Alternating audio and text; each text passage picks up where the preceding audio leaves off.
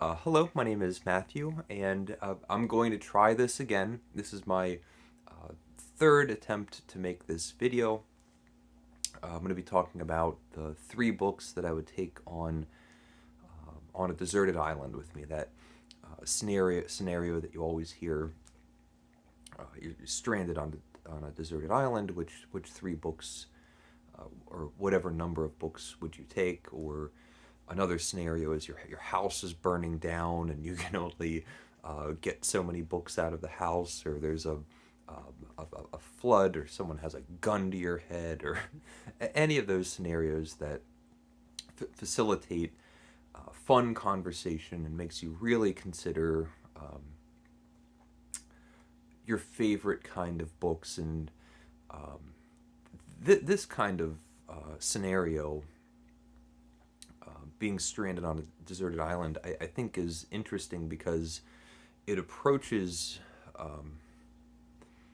that version of making you think about the books that you love from a slightly different angle, which creates a different selection of books. And the reason this is my third attempt, and the reason that I have this on my mind, is I was just having a conversation with my girlfriend. Um, she's Spanish. She lives in Spain, and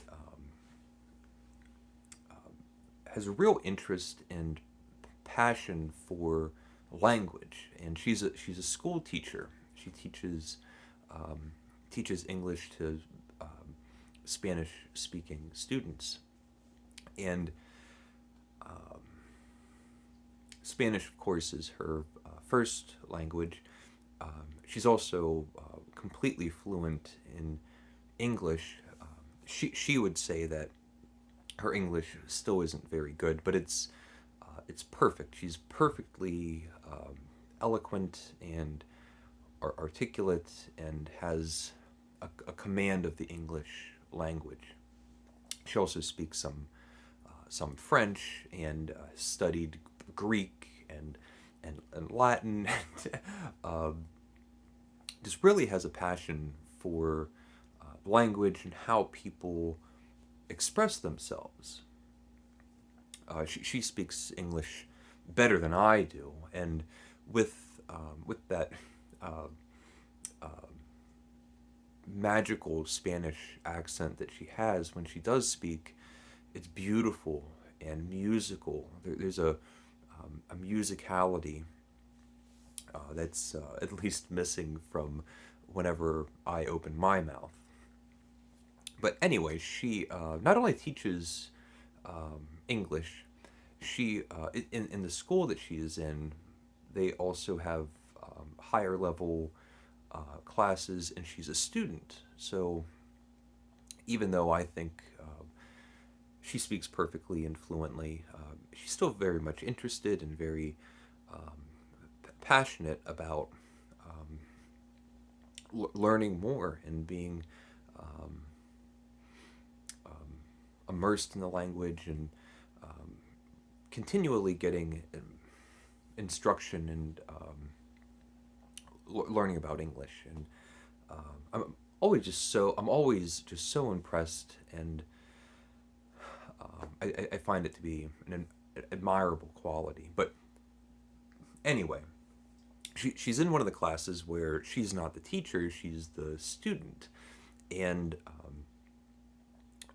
part and parcel with a passion for language is the obvious connection with literature. It's one of the things that we talk about every day. We're always reading. We're always telling each other about what we're reading. We read books together, short stories. Talk about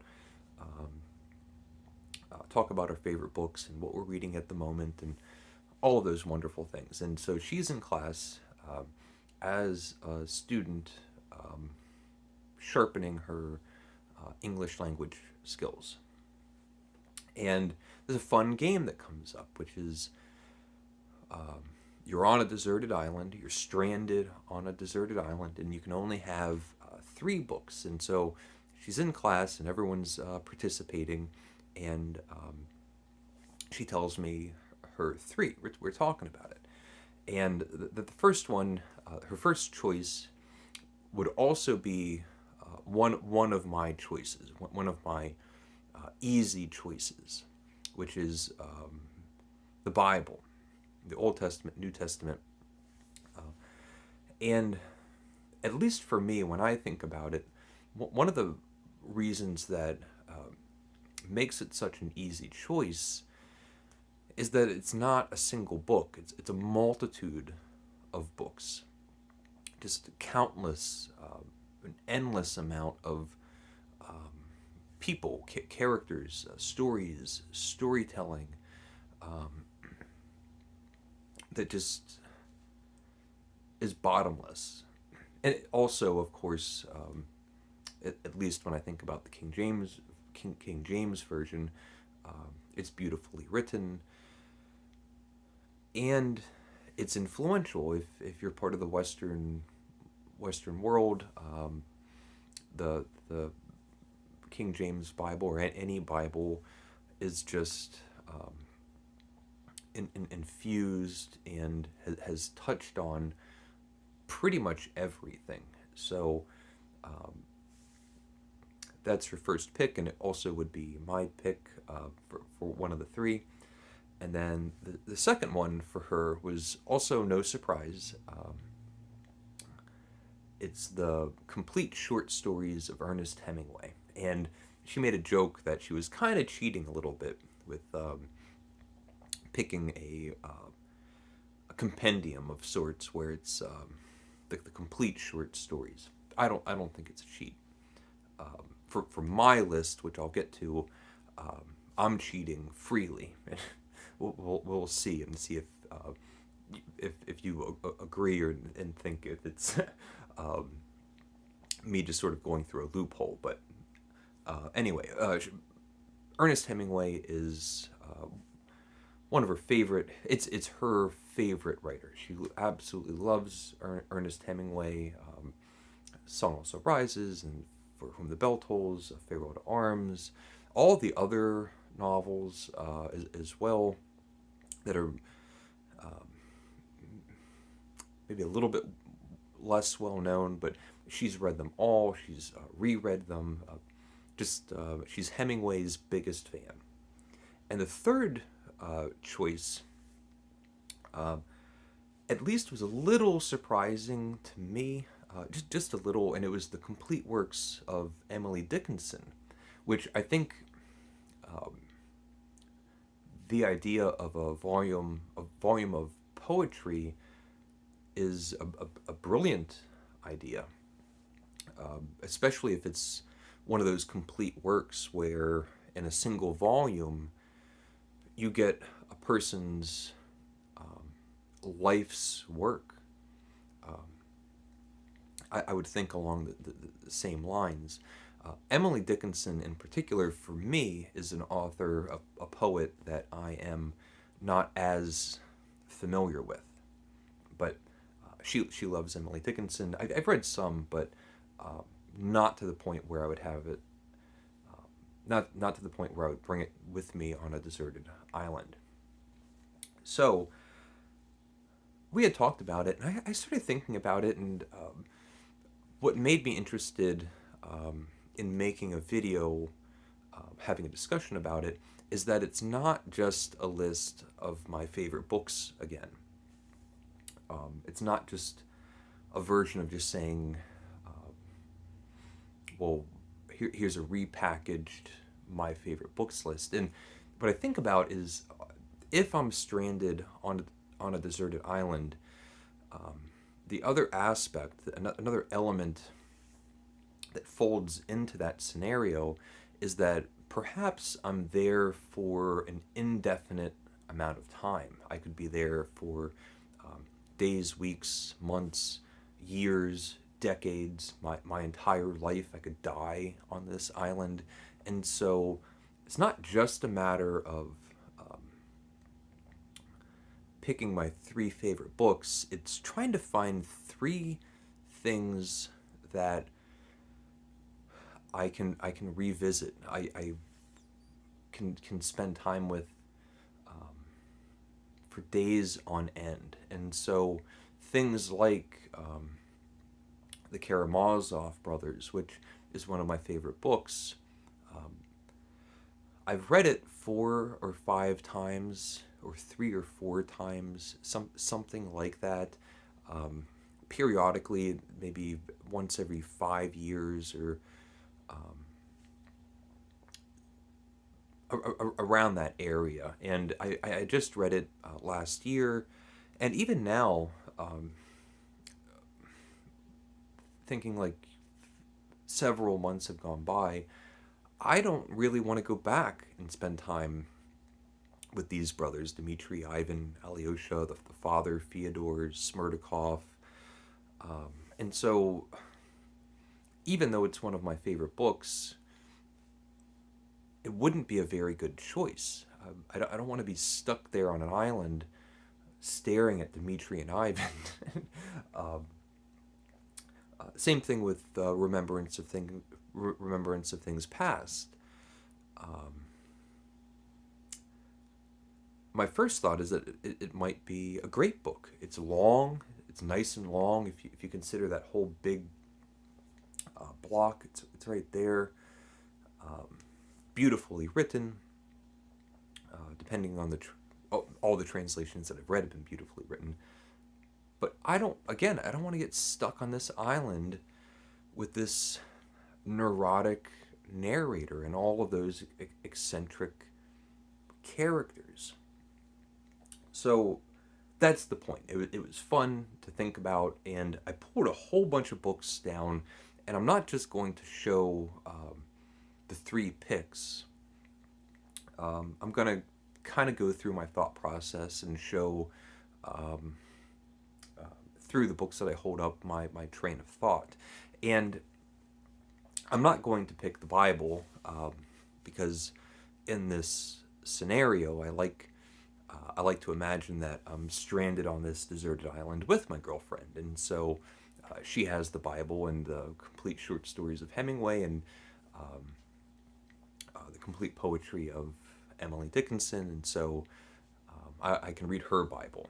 I have my own 3 to pick, and with the Bible, one of the aspects, just one aspect that I think makes it so alluring for a choice like this is the multitude of stories. And so I think about, where is it? The Decameron by Boccaccio. I haven't read this translation, but I used to have an old battered paperback that I had so much fun with.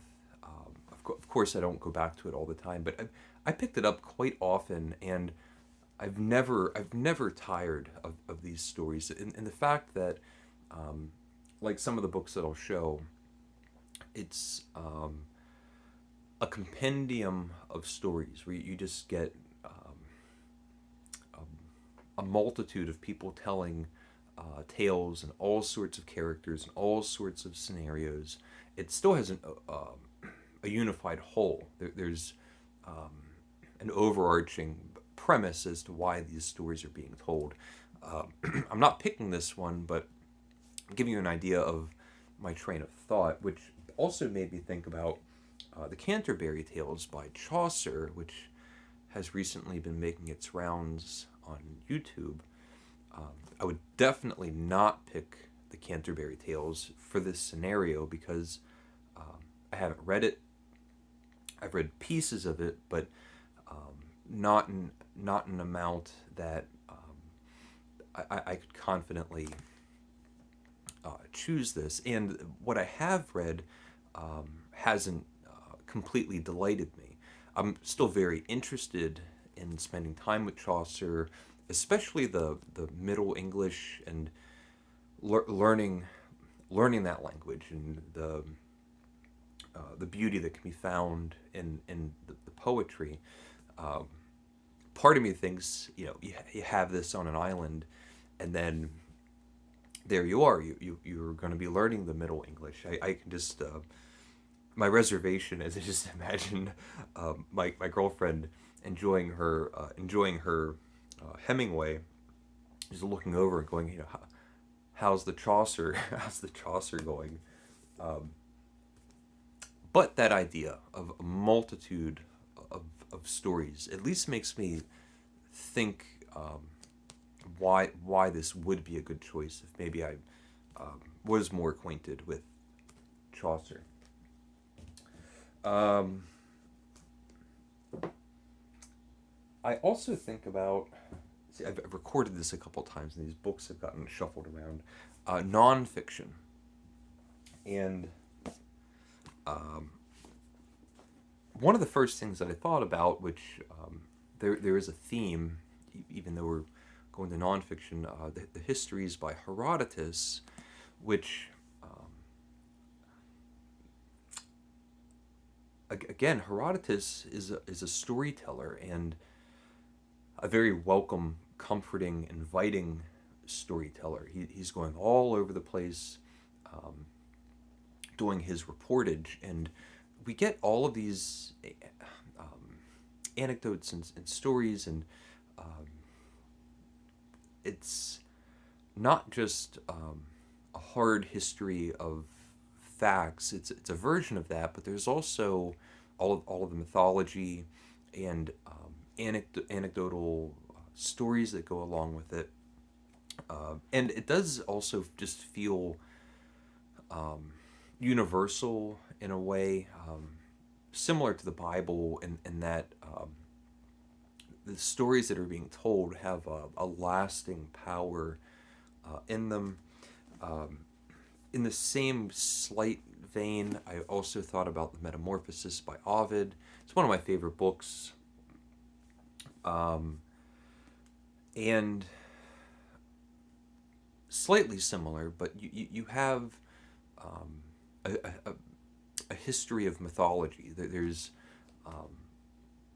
is mythology and there is history. You get all of the Greek myths and the Roman myths and history in the building of Rome, and a multitude of stories. It's just a rolling cascade of mythological creatures and characters and gods and demigods and men and women, and everything's transforming and turning, and the whole thing just sort of rolls along. These two both were very high, strong contenders. And then as far as novels, I did mention the Karamazov brothers, which I pulled down, so I'll show. And one volume out of the whole of In Search of Lost Time. This is In the Shadows of Young Girls in Flower, which is a terrible title.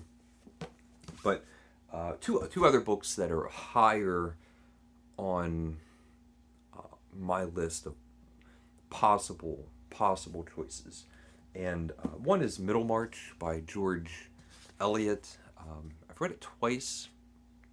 One of those books that stays with you. It's beautifully written. It's philosophical. You get essays, all sorts of stories.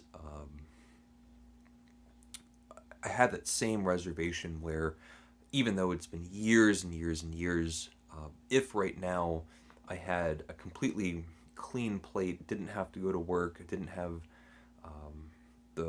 my docket of reading, I'd still be hesitant to pick this up, and so I wouldn't want it on the deserted island, because even though it's an experience, I'm not going to be picking it up every single day, or wouldn't want to.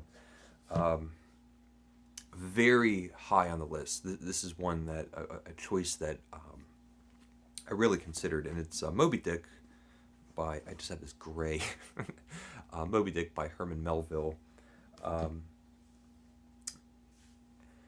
I do like that there's a seafaring theme, and here I am on the island. Kind of funny, but it's one of my favorite books. You have all of the whaling chapters, you have the seafaring adventure chapters, a whole array of great characters.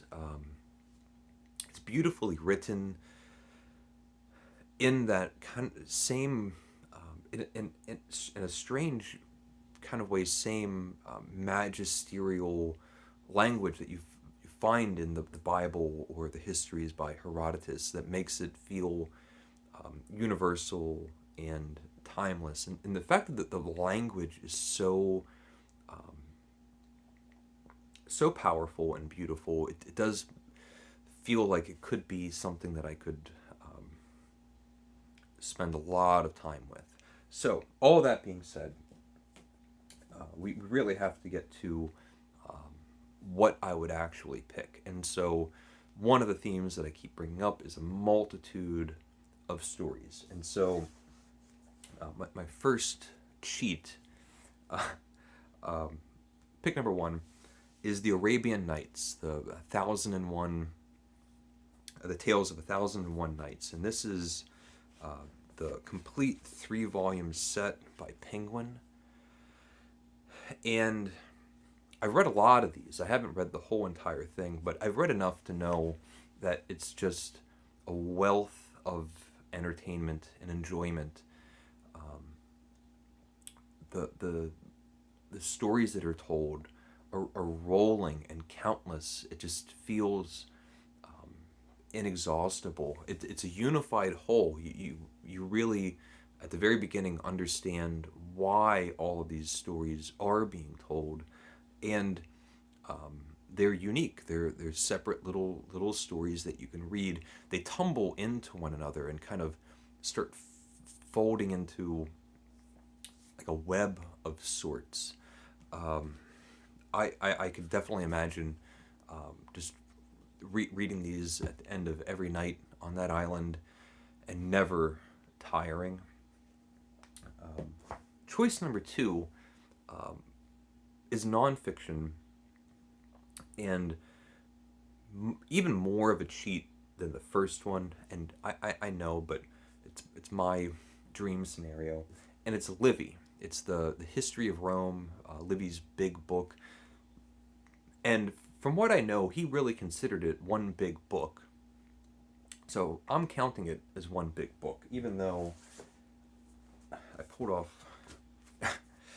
It's all of these. So I'm on this deserted island, and I'm already amassing a bookshelf of sorts. And I haven't read all of it, but I've read a lot. I've read several of these books, and I've reread several of these books. I like that it's nonfiction. It's a subject that I know that I'm not going to tire of.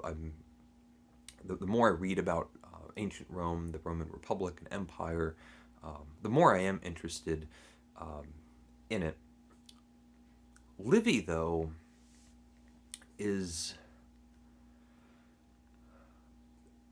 such an inviting, welcoming author. He's really good company, and you get the history. You also get some mythology and anecdotal stories. You get the fictionalized speeches, and they're fun. There's some work involved if you're coming in clean, but in this scenario where not only am I picking the books that I want, but I'm also highly restricting what I have, I would be very happy to spend a lot of time with Livy. And my last choice, I did give myself a little bit more restriction. I wanted to pick a novel. I thought 3 volumes of the Arabian Nights and all these volumes of Livy. In this kind of scenario, people pretty much want to hear what are the 3 books, three novels. And so I mentioned In Search of Lost Time, the Karamazov brothers, Middlemarch, Moby Dick. I'm picking Don Quixote by Cervantes. And it's not just because I have Spain on the mind uh, and my Spanish girlfriend and all of that. It's one of my favorite books. I've read it several times. I have not read the this translation, the Edith Grossman translation. Um, it's one of my favorite books. It has some of my favorite characters. Like some of the other books that I mentioned in that refrain that I keep bringing up, it's also a multitude of stories. These characters are constantly just going off on another story. There's one section I remember where it's almost like 100 pages. A story excises itself from the whole narrative, and you just get this pastoral um, story. Then you go back to Don Quixote. It's funny and tragic, um, and the whole spectrum of emotions in between. Um, Laugh out loud funny and heart-wrenchingly tragic. So it's doing everything really well, and it's a whole world. Like a lot of these books, this is just one novel, but there's a whole world in this novel, and there's not many books like that. Um, so those are my picks. So it's the Arabian Nights, the Complete Arabian Nights, The History of Rome by Livy, and Don Quixote by Cervantes. I don't know if I could even... I'll see if I can hold them all up at the same time. God.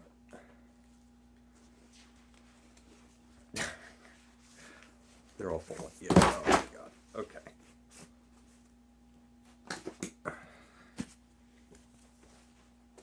Let's see. So,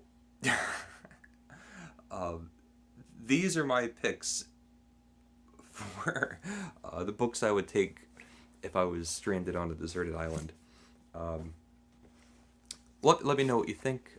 If you make videos, you're welcome to make a video like this. I'm sure that it's already a tag of sorts. But thank you for watching. Please leave a comment if you would like, and take care.